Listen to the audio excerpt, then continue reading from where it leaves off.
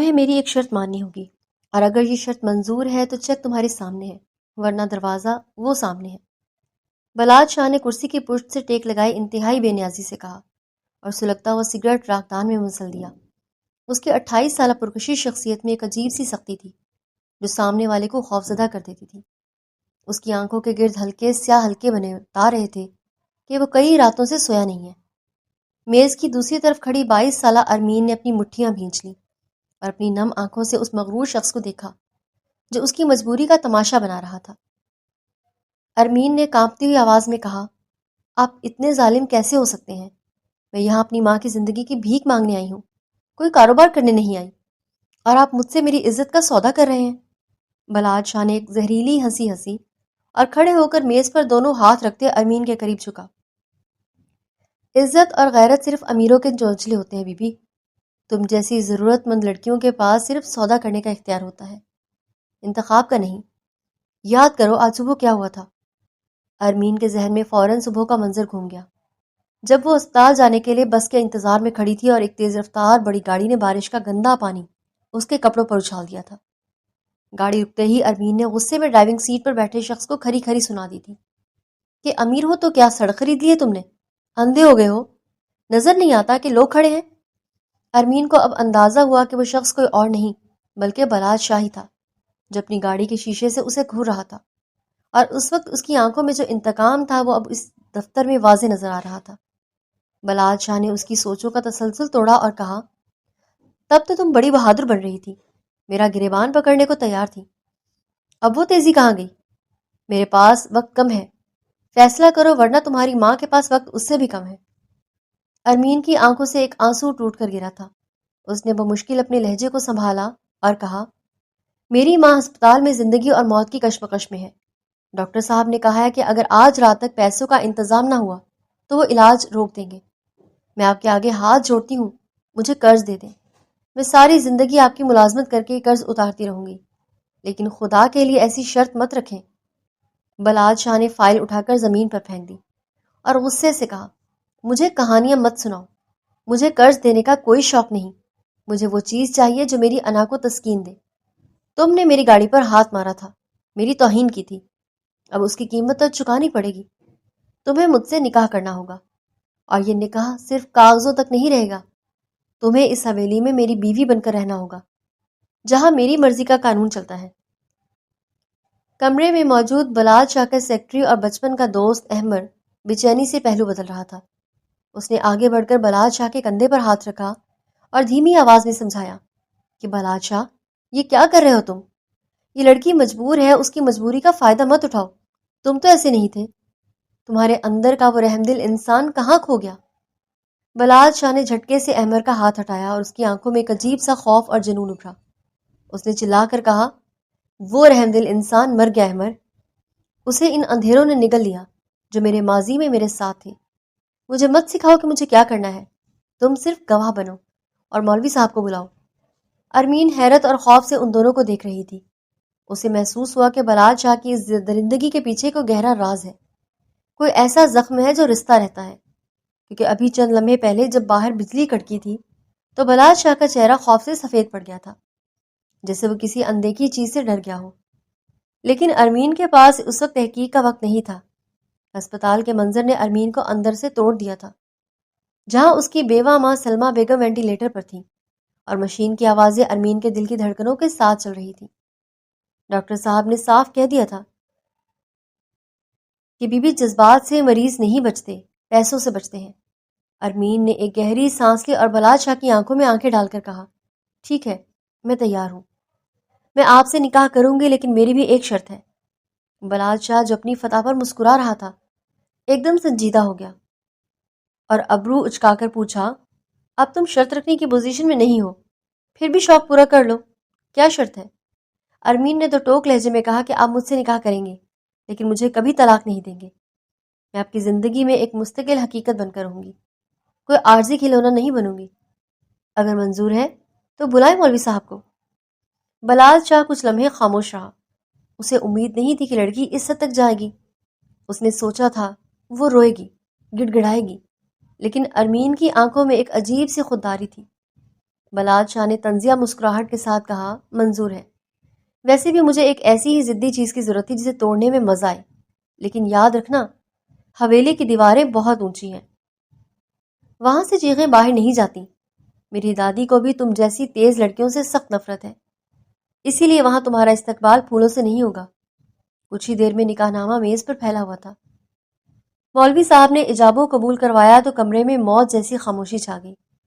احمد نے گواہ کے طور پر دستخط کیے، لیکن اس کا سر جھکا ہوا تھا۔ وہ اپنے دوست کے ہاتھوں ایک اور زندگی برباد ہوتے دیکھ رہا تھا۔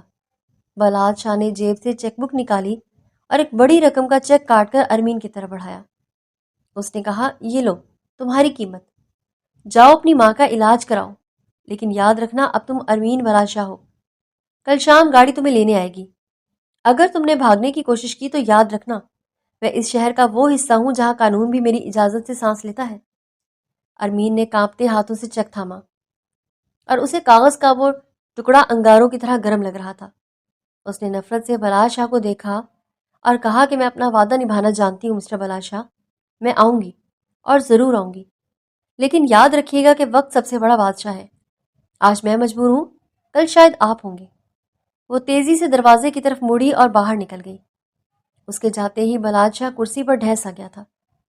اس نے جلدی سے دراز کھول کر دوا کی ایک شیشی نکالی اور 2 گولیاں منہ میں رکھ کر پانی کے بغیر نکل گیا۔ احمد نے تشویش سے پوچھا، کیا پھر وہی درد؟ کیا پھر وہی آوازیں سنائی دے رہی ہیں؟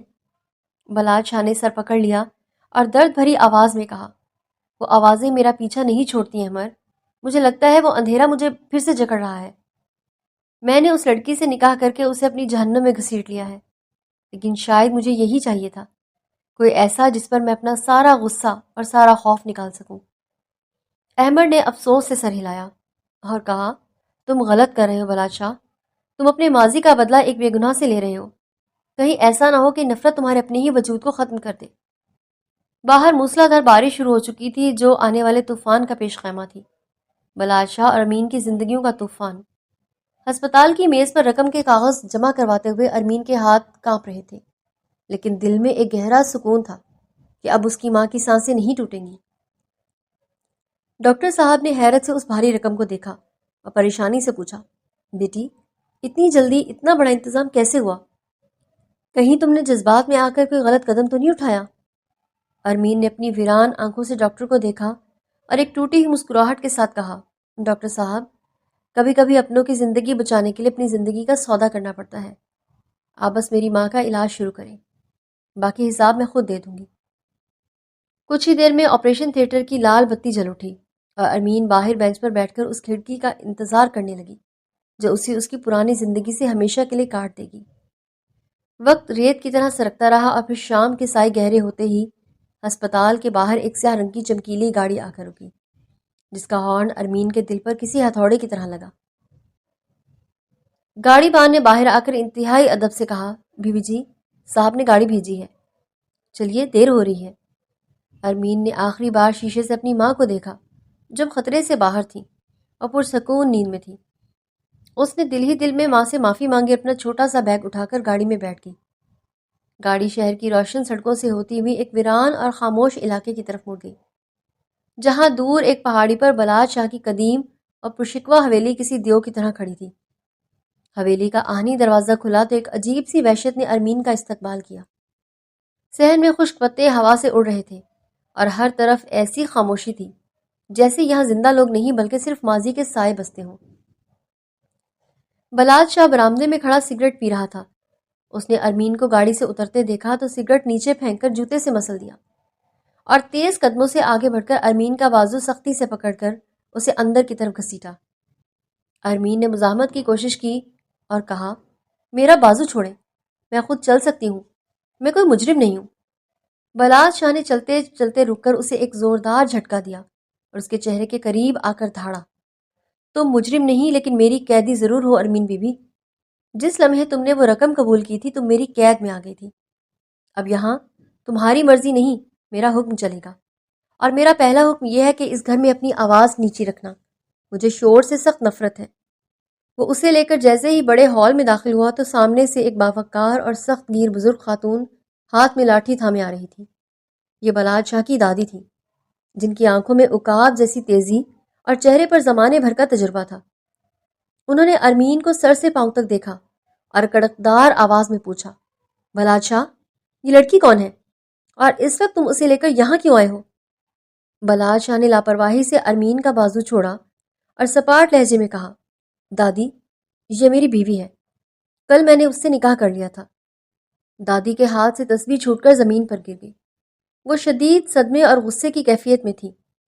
انہوں نے آگے بڑھ کر بلال شاہ کے منہ پر ایک زوردار تھپڑ رسید کیا جس کی گونج پورے ہال میں پھیل گئی۔ ارمین نے خوفزدہ ہو کر منہ پر ہاتھ رکھ لیا۔ دادی نے چیخ کر کہا، تم اپنے ظالم باپ سے بھی 2 ہاتھ آگے نکل گئے ہو بلال شاہ۔ تم نے ہمارے خاندان کی عزت مٹی میں ملا دی ہے۔ کس کو اٹھا لائے ہو سڑک سے اور ہمیں خبر تک نہیں کی؟ کیا اسی دن کے لیے تمہیں پالا تھا میں نے؟ بلال شاہ نے اپنے گال پر ہاتھ پھیرتے ہوئے ایک تلخ اور زہریلی مسکراہٹ کے ساتھ دادی کو دیکھا اور کہا، عزت تو اس حویلی میں برسوں پہلے ختم ہو چکی تھی دادی، جب ایک معصوم بچے کو سزا کے طور پر اندھیری کوٹڑی میں بند کیا جاتا تھا۔ یہ لڑکی اب میری ذمہ داری ہے اور اس گھر کی بہو۔ اسے قبول کرنا یا نہ کرنا اب آپ کا مسئلہ ہے، میرا نہیں۔ میں اپنے فیصلے خود کرتا ہوں۔ بلال شاہ نے دوبارہ ارمین کا ہاتھ پکڑا اور اسے سیڑھیاں چڑھا کر اوپر والے حصے میں لے گیا۔ ایک بڑے سے کمرے کا دروازہ کھول کر اس نے ارمین کو اندر دھکیلا۔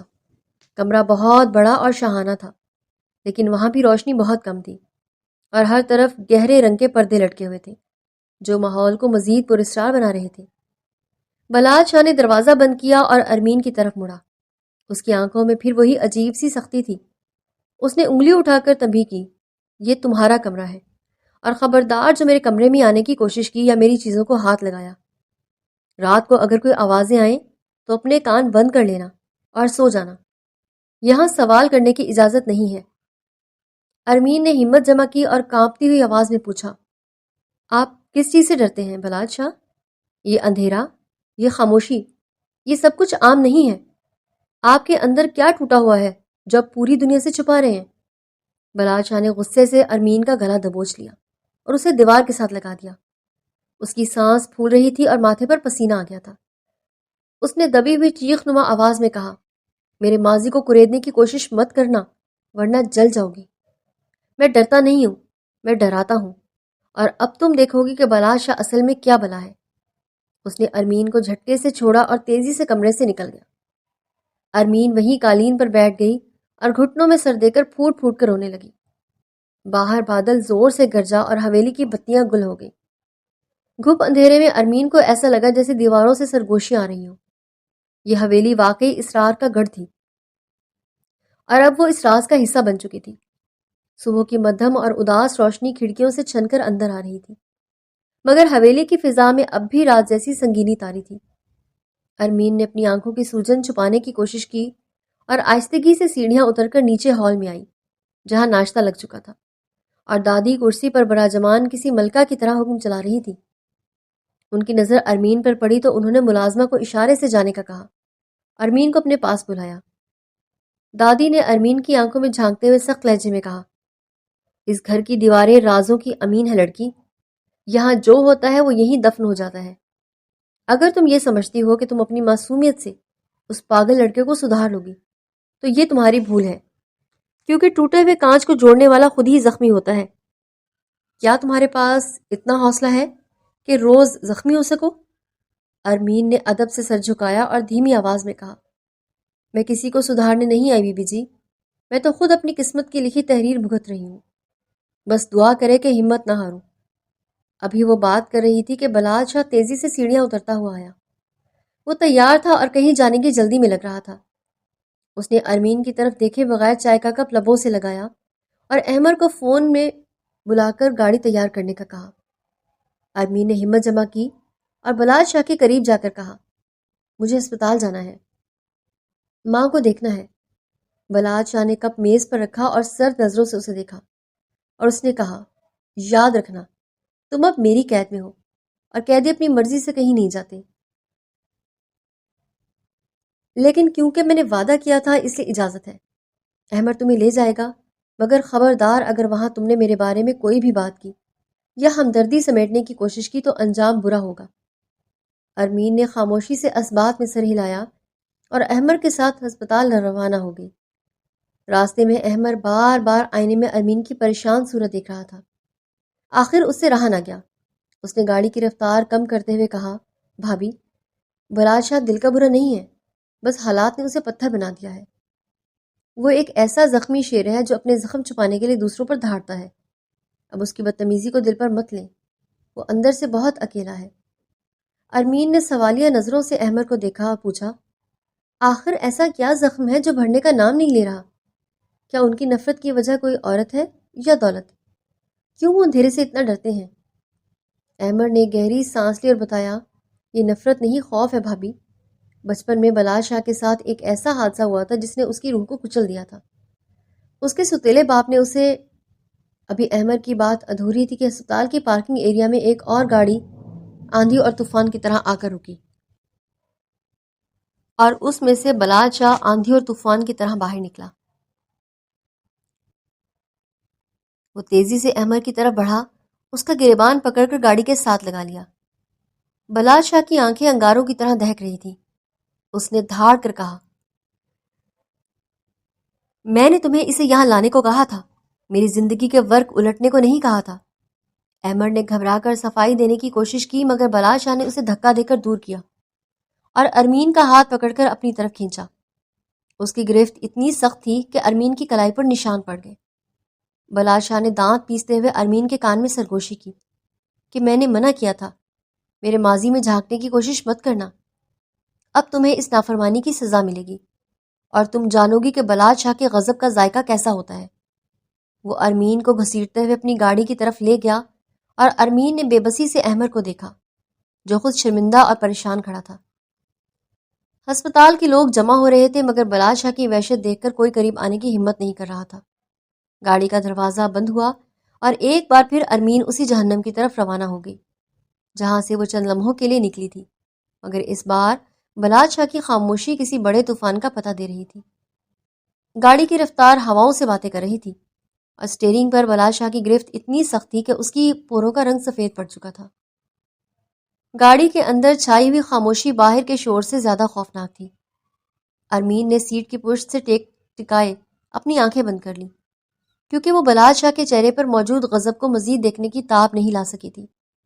وہ سوچ رہی تھی کہ آخر احمر ایسا کیا بتانے والا تھا جس نے بلال شاہ کو اتنا مشتعل کر دیا؟ کیا واقعی ماضی کا کوئی ایسا آسیب ہے جو اس طاقتور شخص کو بھی ڈرا دیتا ہے؟ حویلی پہنچتے ہی گاڑی ایک زوردار جھٹکے سے رکی، اور بلال شاہ نے کوئی بات کہے بغیر دروازہ کھولا، ارمین کو بازو سے پکڑ کر باہر نکالا۔ ملازم جو بھاگتے ہوئے آئے تھے صاحب کا موڈ دیکھ کر سہم کر پیچھے ہٹ گئے۔ بلال شاہ ارمین کو لیے سیدھا اپنے کمرے کی طرف بڑھا اور اسے اندر دھکیل کر دروازہ زور سے بند کر دیا۔ ارمین کا توازن بگڑا اور وہ صوفے پر جا گئی۔ بلال شاہ نے اس کے قریب آ کر انگلی اٹھائی اور دھاڑتے ہوئے کہا، آج کے بعد تم اس حویلی کی حدود سے باہر قدم نہیں رکھو گی۔ تم نے میری نرمی کا ناجائز فائدہ اٹھایا ہے۔ احمر میرا دوست ہے، لیکن تم میری بیوی ہو، اور میاں بیوی کے درمیان کسی تیسرے کی مداخلت مجھے برداشت نہیں ہے۔ اگر تم نے دوبارہ میرے ماضی کو کریدنے یا احمر سے رابطہ کرنے کی کوشش کی تو میں بھول جاؤں گا کہ تم ایک عورت ہو اور میں مرد۔ ارمین نے بھیگی ہوئی آنکھوں سے سر اٹھایا اور پہلی بار اس کی آنکھوں میں آنکھیں ڈال کر سوال کیا، آخر آپ کو کس بات کا ڈر ہے بلال شاہ؟ انسان ماضی سے بھاگ کر کہیں نہیں جا سکتا۔ آپ مجھے قید کر سکتے ہیں، میری زبان بند کر سکتے ہیں، لیکن اپنی روح کے زخموں کو کیسے چھپائیں گے جو آپ کی آنکھوں سے جھانکتے ہیں؟ میں نے وہاں ہسپتال میں آپ کی بے چینی دیکھی تھی، آپ احمر سے نہیں خود سے لڑ رہے تھے۔ ارمین کی بات نے جیسے جلتی پر تیل کا کام کیا۔ بلال شاہ نے غصے میں پاس پڑا گلدان اٹھا کر دیوار پر دے مارا، جو ٹکراتے ہی کرچی کرچی ہو گیا۔ اس نے چیخ کر کہا، خاموش ہو جاؤ ورنہ میں تمہاری زبان کھینچ لوں گا۔ نکلو میری نظروں کے سامنے سے اور جاؤ اپنے کمرے میں۔ آج کے بعد تمہیں مجھ سے اور میرے معاملات سے دور رہنا ہوگا۔ رات کا سناٹا گہرا ہو چکا تھا، اور حویلی کے باہر تیز ہوا درختوں سے ٹکرا کر خوفناک آوازیں پیدا کر رہی تھی۔ ارمین اپنے کمرے میں جاگ رہی تھی، اس کی آنکھوں سے نیند کوسوں دور تھی۔ اسے بار بار اپنی بیمار ماں اور بلال شاہ کا وہ دیوانہ روپ یاد آ رہا تھا۔ وہ کروٹ بدلنے ہی لگی تھی کہ اچانک اسے برابر والے کمرے یعنی بلال شاہ کے کمرے سے کسی کے گرنے اور چیزیں ٹوٹنے کی آوازیں آئیں۔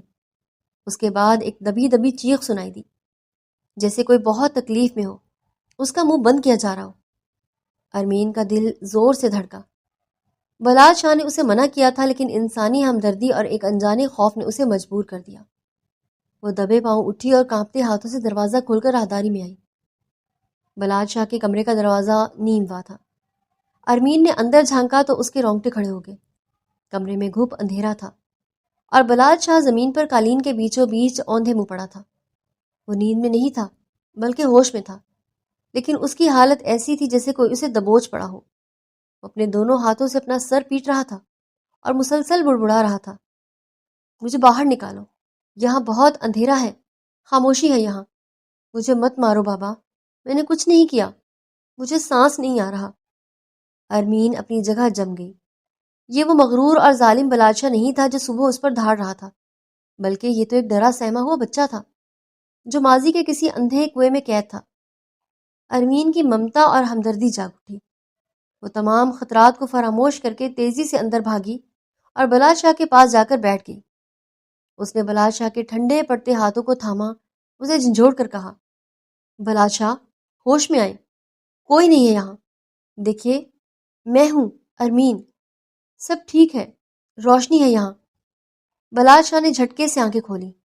اس کی پتلیوں میں شدید خوف تھا۔ اس نے ارمین کو پہچانے بغیر اس کا بازو اتنی زور سے پکڑا کہ ارمین کی چیخ نکل گئی۔ وہ ہذیانی کیفیت میں بولا، وہ آ رہے ہیں ارمین، وہ مجھے پھر تہہ خانے میں بند کر دیں گے، انہیں روکو، مجھے اندھیرے سے ڈر لگتا ہے۔ ارمین نے اپنی تکلیف بھول کر اسے سینے سے لگا لیا۔ اس کے بالوں میں ہاتھ پھیرتے ہوئے تسلی دینے لگی، کوئی نہیں آئے گا، میں ہوں نا، میں آپ کو کہیں نہیں جانے دوں گی، آپ محفوظ ہیں۔ بلال شاہ کا جسم کانپ رہا تھا، لیکن آہستہ آہستہ ارمین کی موجودگی اور تسلی نے اس پر اثر کیا۔ اس کی سانسیں بحال ہونے لگیں اور پھر وہ ارمین کے کندھے پر سر رکھ کر کسی چھوٹے بچے کی طرح سسکیاں لے کر رونے لگا۔ یہ ان کی زندگی کا سب سے بڑا موڑ تھا، جہاں نفرت کی دیوار میں پہلی دراڑ پڑی تھی۔ ارمین کو آج اندازہ ہوا کہ یہ درندہ در حقیقت خود ایک شکار ہے۔ صبح کی پہلی کرن نے جب کمرے کے بھاری پردوں سے جھانک کر دیکھا تو منظر بدل چکا تھا۔ رات کا وہ خوفزدہ بچہ اب دوبارہ وہی سخت گیر بلال شاہ بن چکا تھا، جس کی اپنی انا کی دیواریں مزید اونچی ہو گئی تھیں۔ بلال شاہ کی آنکھ کھلی تو اس نے خود کو قالین پر پایا۔ اپنے قریب کرسی پر سر ٹکائے سوئی ہوئی ارمین کو دیکھا۔ ایک لمحے کے لیے اس کے چہرے پر نرمی آئی، مگر اگلے ہی پل اسے رات کا منظر یاد آ گیا کہ کس طرح وہ اس لڑکی کے سامنے بکھر گیا تھا، اپنی کمزوری ظاہر کر دی تھی۔ یہ احساس اس کی مردانہ انا پر کسی تازیانے سے کم نہیں تھا۔ اس نے غصے سے جھپٹ کر ارمین کے کندھے کو جھنجھوڑا اور چلا کر کہا، اٹھو اور نکلو میرے کمرے سے۔ ارمین ہڑبڑا کر اٹھی۔ اس کی آنکھیں نیند سے بوجھل تھیں، مگر بلال شاہ کا رویہ دیکھ کر وہ فوراً ہوشیار ہو گئی۔ اس نے تشویش سے پوچھا، اب آپ کی طبیعت کیسی ہے؟ بلال شاہ، رات آپ بہت پریشان تھے، کیا میں ڈاکٹر کو بلاؤں؟ بلال شاہ نے حقارت سے اس کی طرف دیکھا اور انگلی اٹھا کر تنبیہ کی کہ رات کو جو کچھ بھی ہوا اسے اپنا وہم سمجھ کر بھول جاؤ، اور خبردار اگر کسی کے سامنے زبان کھولی تو میں کسی کا سہارا نہیں لیتا، اور نہ ہی مجھے تمہاری ہمدردی کی بھیک چاہیے۔ جاؤ میرے لیے ناشتہ اور کافی لے کر آؤ، اور یاد رکھنا کافی ویسی ہونی چاہیے جیسی میں پیتا ہوں، ورنہ انجام کی ذمہ دار تم خود ہوگی۔ ارمین کو اس کے بدلتے رنگوں پر شدید حیرت اور دکھ ہوا۔ وہ رات بھر جس شخص کو تسلی دیتی رہی، وہ صبح ہوتے ہی اسے ملازمہ بنا رہا تھا، لیکن اس نے خاموشی سے سر جھکایا اور کمرے سے نکل گئی، کیونکہ وہ جانتی تھی کہ ابھی بحث کرنے کا کوئی فائدہ نہیں تھا۔ کچھ دیر بعد لاؤنج میں بلال شاہ اخبار پڑھ رہا تھا اور دادی بھی اپنی مخصوص کرسی پر بیٹھی تسبیح پڑھ رہی تھی۔ ارمین ٹرے میں کافی اور ناشتہ لے کر آئی اور میز پر رکھا۔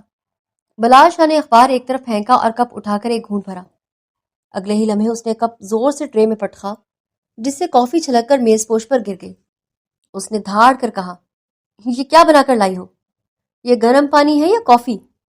تمہیں اتنی عقل نہیں کہ میرے مزاج کے مطابق چیز لا سکو، یا یہ سب کچھ جان بوجھ کر رہی ہو تاکہ مجھے غصہ دلا سکو؟ ارمین جو اب تک خاموش تھی، اس کا پیمانہ لبریز ہو گیا۔ وہ سیدھی کھڑی ہوئی اور بلال شاہ کی آنکھوں میں آنکھیں ڈال کر مضبوط لہجے میں بولی، میں نے کافی بالکل ٹھیک بنائی ہے بلال شاہ، خرابی کافی میں نہیں، آپ کے دماغ اور زبان میں ہے، جو ہر وقت زہر اگلتی ہے۔ میں آپ کی منکوہا ہوں، کوئی زرخری تو غلام یا ملازمہ نہیں ہو کہ آپ جب چاہیں مجھے ذلیل کریں. اگر آپ عزت سے بات کریں گے تو خدمت بھی ہوگی، ورنہ اپنے کام خود کیجیے، کیونکہ میں نے سودا زندگی کا کیا تھا، اپنی غیرت کا نہیں. ہال میں سناٹا چھا گیا. ملازم جو ڈر کے مارے کونوں میں چھپ گئے تھے حیرت سے اس نئی نویلی دلہن کو دیکھ رہے تھے جس نے شیر کے منہ میں ہاتھ ڈالنے کی جرت کی تھی. بلاج شاہ کو اپنی سماعت پر یقین نہیں آیا. وہ غصے سے کھڑا ہوا اور ارمین کی طرف بڑھا جیسے اسے مار دے گا، مگر ارمین اپنی جگہ سے 1 انچ بھی نہ ہلی. اس کی آنکھوں میں خوف کی جگہ عزم تھا. دادی نے بھی یہ منظر دیکھا تو ان کے سخت چہرے پر ایک ہلکی سی نہ نظر آنے والی مسکراہٹ ابھری. انہوں نے دل ہی دل میں سوچا، آخر اس حویلی میں کوئی تو ہے جو اس بگڑے ہوئے طوفان کے سامنے چٹان بن کر کھڑا ہو سکتا ہے. بلال شاہ نے مٹھی بھینچی اور دانت پیستے ہوئے کہا، بہت زبان چلنے لگی ہے تمہاری. اس زبان کو لگام دینا مجھے آتا ہے. ابھی تو شروعات ہے ارمین بی بی، دیکھتا ہوں تم کب تک یہ بہادری دکھاتی ہو. وہ غصے سے پاؤں پٹکتا ہوا گھر سے نکل گیا اور ارمین وہیں کھڑی رہی. اس کے ہاتھ کانپ رہے تھے مگر اس نے فیصلہ کر لیا تھا کہ وہ اس شخص کے ظلم کے آگے سر نہیں جھکائے گی، بلکہ اس کے اندر چھپے انسان کو باہر نکال کر رہے گی. بلال شاہ کے غصے میں پاؤں پٹک کر باہر جانے کے بعد حویلی میں ایک گہرا اور پر اسرار سناٹا چھا گیا تھا. مگر ارمین نے ہار ماننے یا رونے کے بجائے خود کو مصروف کرنے کا فیصلہ کیا اور اسی کمرے کا رخ کیا جہاں صبح ہنگامہ ہوا تھا. زمین پر بکھری ہوئی چینی مٹی کے گلدان کی کرچیاں اور دیوار پر لگا کافی کا بدنما داغ اسے بلال شاہ کی نفسیاتی الجھن اور وحشت کی داستان سنا رہے تھے. ارمین نے جھاڑو اٹھا کر صفائی شروع کی اور قالین کو جھاڑا تو میز کے نیچے کونے سے اسے ایک پرانی سیاہ چمڑے کی جلد والی ڈائری نظر آئی جو شاید رات بلال شاہ کے گرنے سے وہاں جا گری تھی اور اس کی نظروں سے اوجھل رہی تھی. ارمین نے نہ چاہتے ہوئے بھی اسے اٹھا لیا. دل میں دھڑکا تھا کہ بلال شاہ نے سختی سے اسے اپنی چیزوں کو ہاتھ لگانے سے منع کیا تھا، مگر انسانی تجسس جیت گیا. اس نے کانپتے ہوئے ہاتھوں سے وہ کتابچہ کھول لیا. اس نے پہلا صفحہ پلٹا تو وہاں کسی بچے کی کچی اور ٹیڑھی میڑھی لکھائی میں لکھا تھا، آج بابا نے مجھے پتھر تہ خانے میں بند کر دیا. یہاں بہت گھٹن ہے، مجھے سانپوں سے ڈر لگتا ہے. میری ماں میری چیخیں کیوں نہیں سنتی؟ کیا میں برا بچہ ہوں جو سب مجھے اندھیرے میں چھوڑ جاتے ہیں؟ ارمین کا دل دہل گیا. یہ محض الفاظ نہیں تھے بلکہ کسی معصوم روح کے رشتے میں زخم تھے جو کاغذ پر اتر آئے تھے. اس کی آنکھوں سے بے اختیار آنسو جاری ہو گئے اور وہ زمین پر بیٹھ کر دردناک تحریر پڑھنے لگی. وہ ابھی اگلا صفحہ پڑھ رہی تھی کہ کمرے کا دروازہ زور سے کھلا اور بلال شاہ واپس آیا جو شاید اپنا موبائل یا پرس بھول گیا تھا. اس کی نظر ارمین کے ہاتھ میں موجود ڈائری پر پڑی. اس کے چہرے کا رنگ ہلدی کی طرح زرد اور پھر فوراً غصے سے تانبے کی طرح سرخ ہو گیا. وہ کسی بھوکے شیر کی طرح ارمین پر جھپٹا اور اس کے ہاتھ سے ڈائری چھین کر دور پھینک دی. اس نے آگ بگولا ہو کر ارمین کے دونوں بازو پکڑ کر اسے بری طرح جھنجھوڑا اور دھاڑ کر کہا، میں نے کہا تھا نا کہ میرے ماضی کو مت کریدنا. تم نے میری اجازت کے بغیر میری روح کو چھونے کی کوشش کیسے کی؟ تمہاری ہمت کیسے ہوئی میری ذات کے ان صفحات کو پڑھنے کی جو میں نے خود سے بھی چھپا رکھے تھے؟ آج میں تمہارا گلا گھونٹ دوں گا. ارمین نے درد کی شدت سے کراہتے ہوئے بھی اس کی وحشی آنکھوں میں دیکھا اور چیخ کر کہا، مار ڈالو مجھے. ویسے بھی گھٹ گھٹ کر جینے سے بہتر ہے کہ ایک بار ہی مر جاؤں. مگر یہ ظلم کرنے سے پہلے یہ بتائیں کہ وہ بچہ کون تھا بلال شاہ؟ وہ کون تھا جسے اپنوں نے اندھیروں کے حوالے کیا اور بھول گئے؟ میں آپ کا تماشا نہیں دیکھ رہی بلکہ اس بچے کا درد محسوس کر رہی ہوں جو آج بھی اس 6 فٹ کے قد اور شور کے اندر روتا ہے. ارمین کے ان الفاظ نے بلال شاہ پر جیسے ٹھنڈا پانی ڈال دیا ہو. اس کی گرفت اچانک ڈھیلی پڑ گئی اور وہ لڑکھڑا کر پیچھے ہٹا جیسے اسے کرنٹ لگا ہو. وہ دیوار کا سہارا لے کر کھڑا ہو گیا اور اس کی آنکھوں میں پہلی بار غصے کی جگہ نمی اور بے بسی تھی. اس نے نظریں چرا کر بھاری آواز میں کہا، وہ بچہ مر گیا ارمین. اسے اسی تہ خانے میں دفن کر دیا گیا تھا. اب میرے سامنے سے چلی جاؤ اس سے پہلے کہ میرا جنون پھر سے جاگ اٹھے اور میں کوئی نقصان کر بیٹھوں. ارمین وہاں سے چلی گئی مگر آج اسے یقین ہو گیا تھا کہ بلال شاہ کوئی ظالم حکمران نہیں بلکہ حالات کا ستایا ہوا ایک مظلوم انسان ہے جسے نفرت نہیں بلکہ محبت اور توجہ کی ضرورت ہے.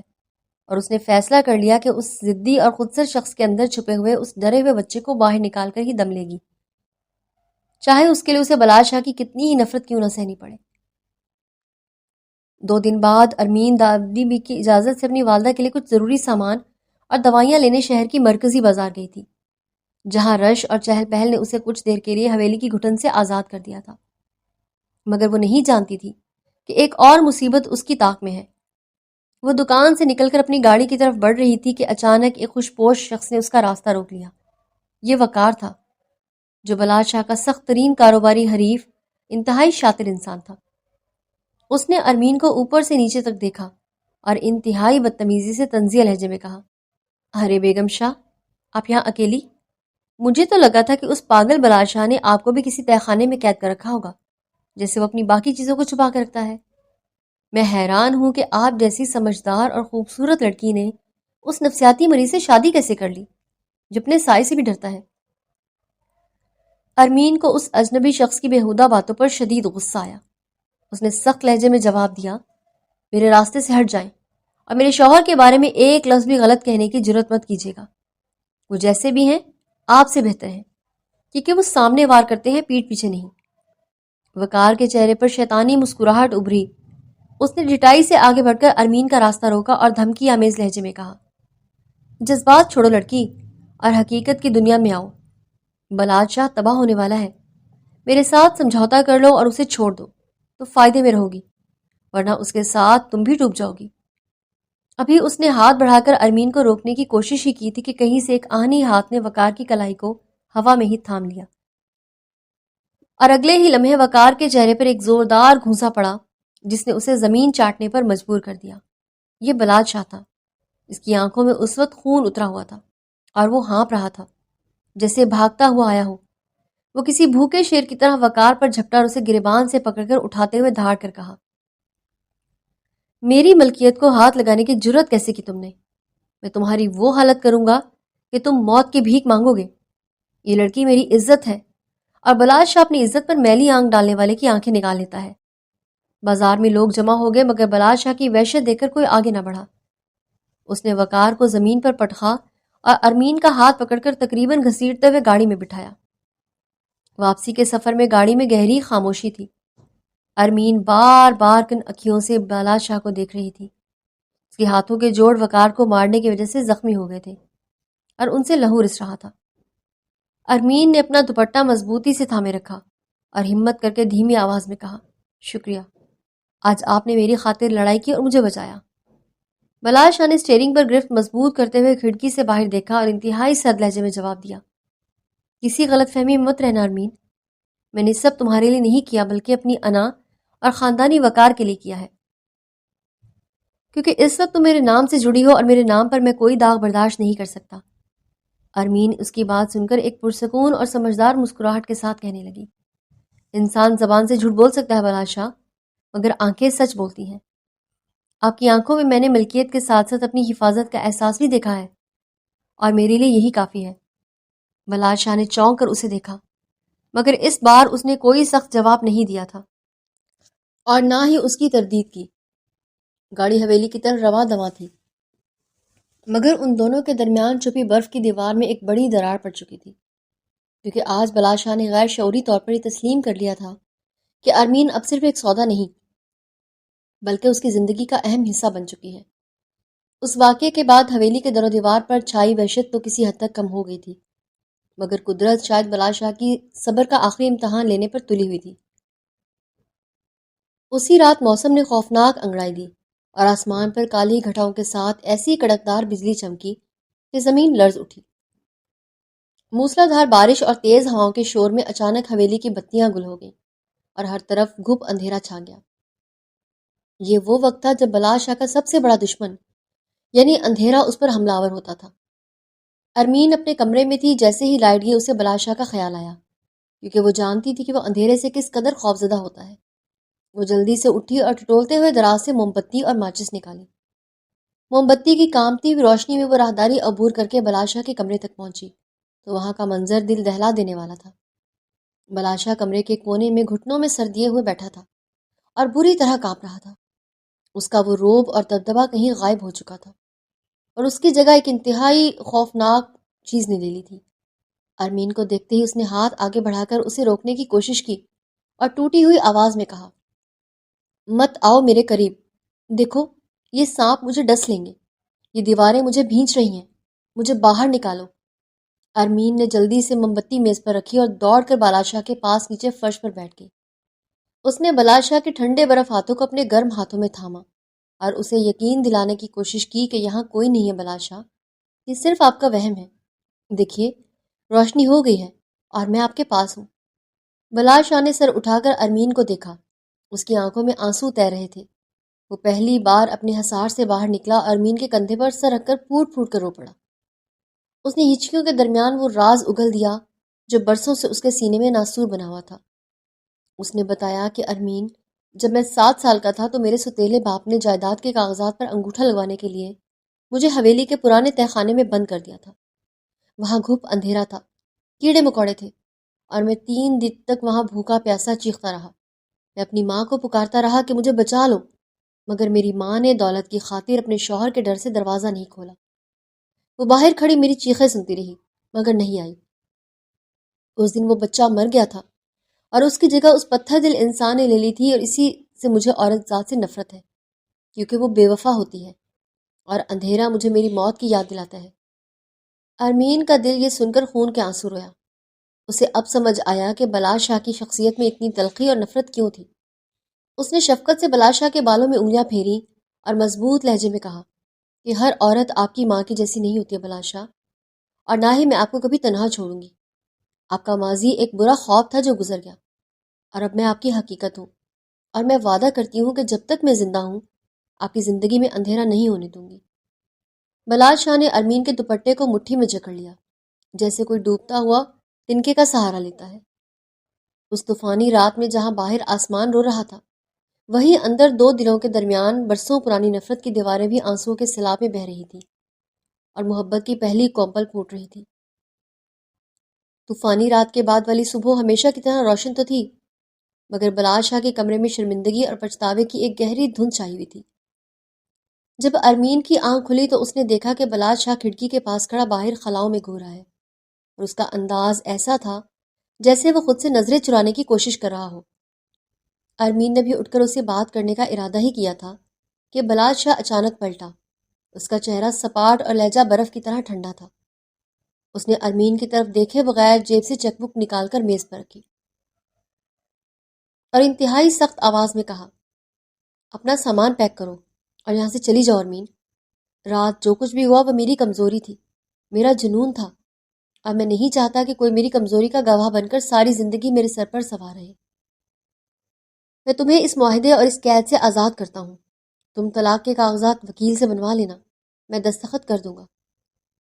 ارمین کو یوں لگا جیسے کسی نے چلتے ہوئے اسے دھکا دے دیا ہو۔ وہ حیرت اور دکھ کی ملی جلی کیفیت میں اپنی جگہ سے اٹھی اور بلاشا کے سامنے جا کر کھڑی ہو گئی۔ اس نے کانپتی ہوئی آواز میں پوچھا، یہ آپ کیا کہہ رہے ہیں بلاشا؟ کیا آپ کو لگتا ہے کہ میں آپ کے راز کو جان کر آپ کو بلیک میل کروں گی یا دنیا میں رسوا کروں گی؟ میں نے آپ کا درد بانٹا ہے، آپ کی کمزوری کا تماشا نہیں بنایا۔ بلاشا نے جھنجھلا کر میز پر مکہ مارا اور چیخ کر کہا، مجھے ہمدردی نہیں چاہیے، میں ایک ٹوٹا ہوا اور نفسیاتی مریض ہوں۔ میں تمہیں سوائے دکھ اور اذیت کے کچھ نہیں دے سکتا۔ اس سے پہلے کہ میرے اندر کا درندہ تمہیں بھی نوچ کھائے، یہاں سے دفع ہو جاؤ اور اپنی آزادی کی زندگی جیو۔ ارمین کی آنکھوں میں آنسو آ گئے، مگر اس نے پیچھے ہٹنے کی بجائے قدم جمائے رکھے اور مضبوط لہجے میں بلاشا کی آنکھوں میں آنکھیں ڈال کر کہا، آپ شاید بھول رہے ہیں بلاشا کہ نکاح کے وقت میں نے ایک شرط رکھی تھی کہ آپ مجھے کبھی طلاق نہیں دیں گے، اور میں اپنا وعدہ اور شرط کبھی نہیں توڑتی۔ آپ مجھے دھتکار سکتے ہیں، مجھ پر چلا سکتے ہیں، مگر مجھے خود سے الگ نہیں کر سکتے، کیونکہ اب میں آپ کے ماضی کا نہیں بلکہ آپ کا حال اور مستقبل کا حصہ ہوں۔ میں یہی رہوں گی اور اس حویلی میں رہوں گی، چاہے آپ کتنا ہی زور لگا لیں۔ بلاشا اس کی ضدی اور اٹل فیصلہ سن کر لاجواب ہو گیا۔ وہ کچھ دیر تک اسے دیکھتا رہا اور جیسے اس کے اندر کی سچائی کو پرکھ رہا ہو۔ پھر اس نے ہار مانتے ہوئے اپنا رخ موڑا اور بڑبڑاتے ہوئے کہا، اگر تم خود جہنم میں جلنا چاہتی ہو تو شوق سے رہو، لیکن پھر مجھ سے شکوہ مت کرنا۔ یہ کہہ کر وہ تیزی سے کمرے سے نکل گیا، مگر جاتے جاتے اس کے قدموں میں وہ پہلی والی تیزی اور سختی نہیں تھی، بلکہ ایک عجیب سا بوجھ اور شاید ایک انکہی خوشی تھی کہ کوئی تو ہے جو اس کی تمام تر خامیوں اور اندھیروں کے باوجود اسے چھوڑنے کو تیار نہیں ہے۔ ارمین کے 2 ٹوک انکار اور اس کی آنکھوں میں موجود سچائی نے بلاشا کو ایک ایسی کیفیت میں مبتلا کر دیا تھا جہاں وہ خود سے اور اپنے فیصلوں سے الجھ رہا تھا۔ وہ سارا دن حویلی کی پرانی لائبریری میں بند رہا، جہاں گھن آلود کتابوں کے درمیان وہ اپنی زندگی کی الجھی ہوئی ڈور سلجھانے کی کوشش کر رہا تھا۔ شام کے سائے گہرے ہوئے تو دروازہ کھلا اور دادی بھی آہستہ سے اندر داخل ہوئی۔ ان کے ہاتھ میں وہی تسبیح تھی، مگر چہرے پر ہمیشہ والی سختی کی جگہ ایک عجیب سی شفقت اور درد تھا۔ وہ بلال شاہ کے سامنے رکھی کرسی پر بیٹھی، اسے گہری نظروں سے دیکھتے ہوئے بولی، بیٹا، کب تک خود کو اس اندھیری کوٹری میں قید رکھو گے جو تم نے اپنے ذہن میں بنا رکھی ہے؟ میں جانتی ہوں کہ تمہارے ماضی نے تمہیں بہت زخم دیے ہیں، مگر اب مرہم رکھنے والا مسیحا تمہاری دہلیز پر آ چکا ہے۔ ارمین عام لڑکی نہیں ہے بلال شاہ، وہ ایک ایسا ہیرا ہے جسے تم اپنی انا کی دھول میں چھپانے کی کوشش کر رہے ہو۔ یاد رکھو، اگر وہ ایک بار چلی گئی تو تم دوبارہ کبھی اس اندھیرے سے نکل نہیں پاؤ گے اور ساری عمر اسی گھٹن میں مر جاؤ گے۔ بلال شاہ نے نظریں جھکا لی اور ایک ٹوٹے ہوئے لہجے میں کہا، دادی، میں اس کے قابل نہیں ہوں، میں اندر سے کھوکھلا ہو چکا ہوں، میں اسے سوائے درد اور خوف کے کیا دے سکتا ہوں؟ مجھے ڈر ہے کہیں میری وحشت اس کی معصومیت کو نہ نگل لے۔ دادی بی نے آگے بڑھ کر اس کا ہاتھ تھاما اور محبت سے کہا، تو پھر جٹ جاؤ میرے بچے، خود کو اس کے لیے ٹھیک کرو۔ محبت انسان کو توڑتی نہیں ہے بلکہ جوڑتی ہے۔ اس لڑکی نے تمہاری بدترین حالت دیکھی ہے، تمہاری چیخیں سنی ہیں، مگر پھر بھی وہ تمہارے لیے ڈٹ کر کھڑی ہے۔ یہ ضد نہیں ہے، یہ وفا ہے۔ اب فیصلہ تمہارا ہے کہ تمہیں ماضی کے قبرستان میں رہنا ہے یا حال کی زندہ حقیقت کو اپنانا ہے۔ یہ کہہ کر دادی بھی وہاں سے اٹھ کر چلی گئی، مگر ان کے الفاظ بلال شاہ کے بنجر دل پر بارش کی بوندوں کی طرح سے برسنے لگے تھے۔ اسے احساس ہوا کہ وہ جسے اپنی ضد سمجھ رہا تھا، در حقیقت اس کی زندگی کی سب سے بڑی ضرورت بن چکی ہے۔ وہ لائبریری سے نکلا تو اس کے قدموں میں ایک نیا عزم تھا۔ وہ سیدھا کچن کی طرف گیا جہاں ارمین رات کے کھانے کی تیاری کر رہی تھی۔ اس کے چہرے پر تھکاوٹ تھی، مگر وہ پوری لگن سے کام میں مصروف تھی۔ بلال شاہ کو دروازے پر کھڑا دیکھ کر وہ چونکی اور جلدی سے دوپٹہ درست کرتے ہوئے بولی، کھانا بس تیار ہے، میں ابھی لگاتی ہوں۔ بلال شاہ نے اسے ٹوکا نہیں بلکہ خاموشی سے چلتا ہوا اس کے بالکل قریب آ کر رک گیا۔ ارمین کا دل زور سے دھڑکنے لگا۔ اسے سمجھ نہیں آ رہا تھا کہ اب یہ کون سا نیا طوفان لائے ہیں، مگر بلال شاہ نے آہستگی سے اپنا ہاتھ بڑھا کر ارمین کا وہ ہاتھ تھام لیا جو کام کی وجہ سے گیلا تھا۔ اس نے ارمین کی آنکھوں میں دیکھا جہاں اب خوف کی جگہ حیرت تھی۔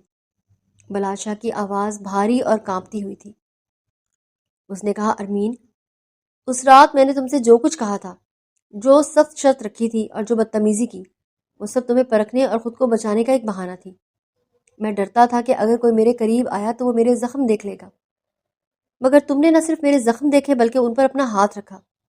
کیا تم واقعی اس ٹوٹے شخص کو قبول کرو گی جو خود سے بھی لڑ رہا ہے؟ ارمین کی آنکھوں سے آنسو چھلک پڑے۔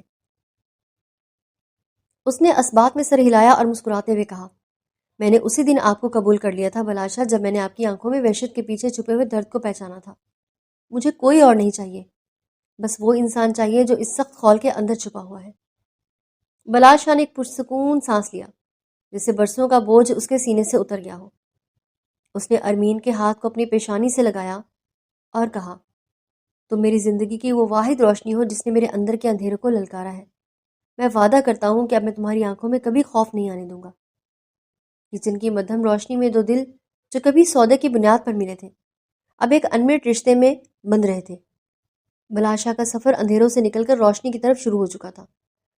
وقت کے ساتھ ساتھ حویلی کے در و دیوار سے وحشت اور اداسی کے سائے ایسے غائب ہوئے جیسے وہ کبھی تھے ہی نہیں۔ اب وہاں کہکہے گونجتے تھے اور زندگی مسکراتی نظر آتی تھی۔ کچھ ماہ بعد کا منظر بالکل بدل چکا تھا۔ وہی باغ جو کبھی ویران اور اجڑا ہوا تھا اب رنگ برنگے پھولوں سے مہک رہا تھا، جو اس بات کا ثبوت تھا کہ اس گھر کے مالک کے دل کی بنجر زمین اب سیراب ہو چکی ہے۔ احمد برآمدے میں کھڑا اپنے دوست کو دیکھ رہا تھا جو لان میں مالک کو کچھ ہدایات دے رہا تھا۔ اس کے لہجے میں وہ پرانی کاٹ اور تلخی نہیں تھی بلکہ ایک ٹھہراؤ تھا اور نرمی تھی۔ دادی بھی ویل چیئر پر بیٹھی دھوپ سیک رہی تھی۔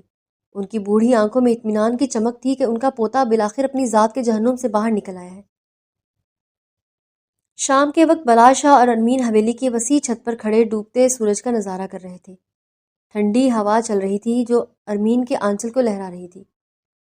بلال شاہ نے گہری سانس لی اور آسمان کی طرف دیکھا جہاں اب اسے کوئی خوفناک شکلیں نظر نہیں آتی تھی بلکہ صرف خوبصورتی دکھائی دیتی تھی۔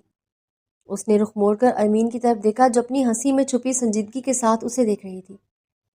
بلال شاہ نے نرمی سے ارمین کا ہاتھ تھاما اور کہا، ارمین تم جانتی ہو کہ آج سے کچھ عرصہ پہلے میں اس چھت پر آنے سے بھی ڈرتا تھا، کیونکہ مجھے لگتا تھا کہ اونچائی اور تنہائی مجھے نگل لے گی، مگر آج تمہارے ساتھ کھڑے ہو کر مجھے یہ دنیا بہت حسین لگ رہی ہے۔ تم نے صرف میرے گھر کو نہیں سنوارا بلکہ میری ٹوٹی ہوئی روح کو بھی جوڑ دیا ہے۔ تم نے ثابت کر دیا کہ محبت کوئی سودا نہیں ہوتی، بلکہ وہ عبادت ہے جو انسان کو انسان بنا دیتی ہے۔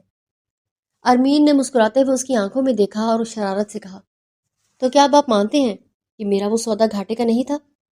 میں نے تو اپنی ماں کی زندگی بچانے کے لیے اپنی خوشیاں داؤ پر لگائی تھی، مگر مجھے بدلے میں ایک ایسا جیون ساتھی ملا جس کے سخت خول کے اندر ایک معصوم اور پیار کرنے والا دل چھپا تھا۔ بلال شاہ ہنس پڑا۔ یہ کھلکھلاتی ہوئی ہنسی تھی جو اس حویلی میں برسوں بعد سنی تھی۔ اس نے کہا، تم نے وہ شرط جیت لی ارمین، اب میں چاہ کر بھی تمہیں طلاق نہیں دے سکتا، کیونکہ میں خود تمہاری قید میں خوش ہوں اور یہ قید عمر بھر نہیں توڑنا چاہتا۔ سورج مکمل طور پر غروب ہو چکا تھا اور آسمان پر ستارے جھلملانے لگے تھے۔ بلال شاہ نے ارمین کو اپنے قریب کھینچا اور اس کی آنکھوں میں گہرائی سے دیکھتے ہوئے کہا، آج میں تمہیں کچھ دکھانا چاہتا ہوں۔ وہ اسے لے کر چھت کے ایک خاص حصے میں گیا جہاں اس نے ارمین کے لیے خوبصورت ترتیب دی ہوئی تھی۔ وہاں موم بتیوں کی روشنی میں پھولوں سے سجا ایک چھوٹا سا کونا بنا ہوا تھا۔ نرم قالین بچھا ہوا تھا اور ایک ہلکی خوشبو ہوا میں تیر رہی تھی۔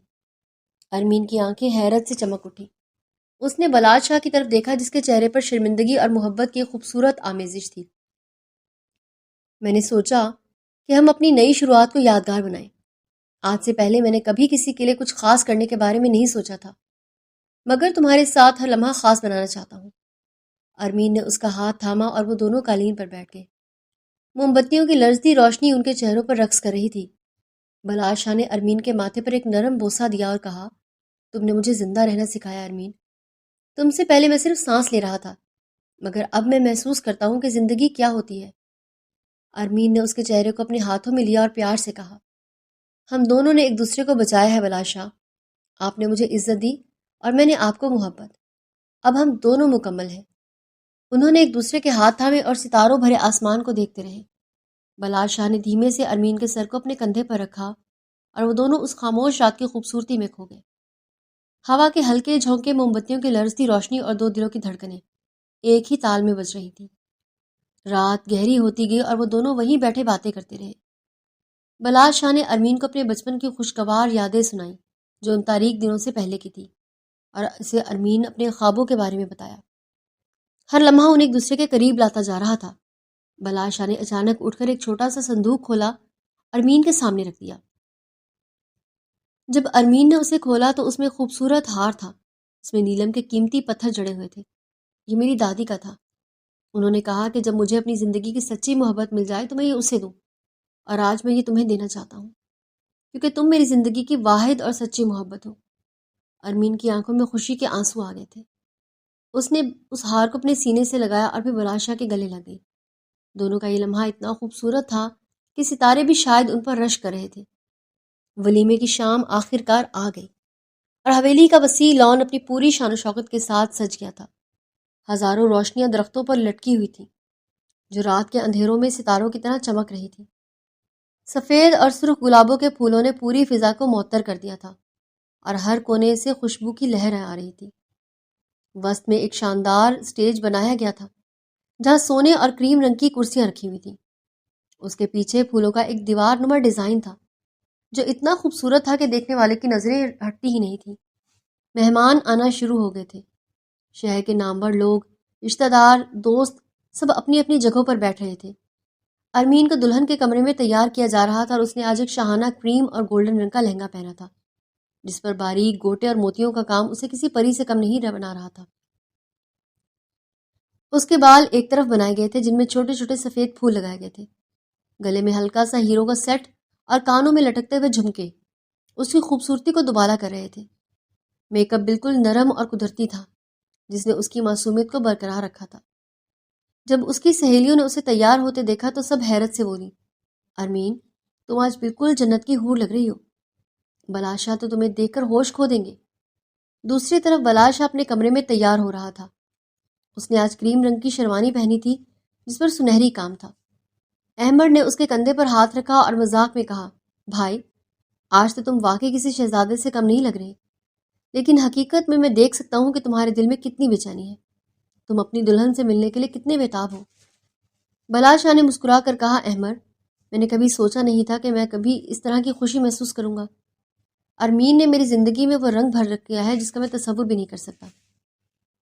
جب وقت ہوا تو پہلے بلا شاہ کو اسٹیج پر لایا گیا۔ وہ پورے وقار کے ساتھ چل کر آیا، اپنی جگہ پر بیٹھ گیا۔ اس کی آنکھیں دروازے کی طرف لگی ہوئی تھی کہ کب اس کی محبوبہ داخل ہوگی۔